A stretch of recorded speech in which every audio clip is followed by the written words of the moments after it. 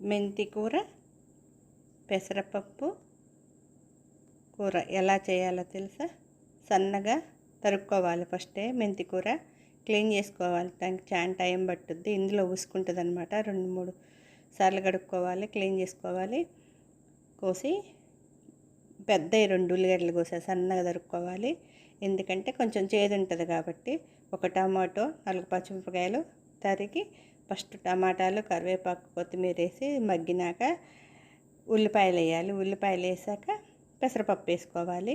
నేను రాగా చేస్తా ఏదైనా, అంటే పెసర్లు లాగానే మొత్తం పెసర్లే నానబెట్టి నానాక తాలింపులో వేసాను అనమాట.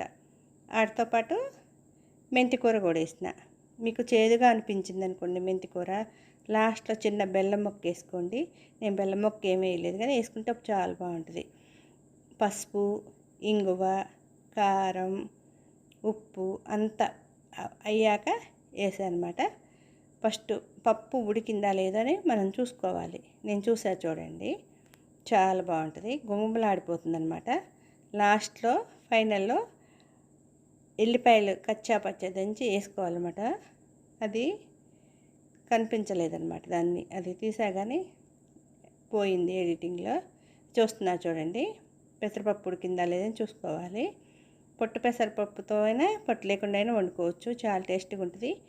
ఒకళ్ళు మా ఫ్రెండు మా ఇంట్లో తిన్నదంట, చూసి చాలా బాగుంది, నువ్వు నీ ఛానల్లో పెట్టవచ్చు కదా ఇదని చెప్పింది. అందుకని ఇలా చేశాను. మన దోశకి కానీ ఇడ్లీకి కాదు చపాతీకి కానీ అన్నానికి కానీ దేనికైనా ఉంటుంది. మీరు కూడా ఇలా చేసుకొని కామెంట్ రూపంలో చెప్పండి. చాలా బాగుంది, గుమగుమలాడిపోతుంది అనమాట.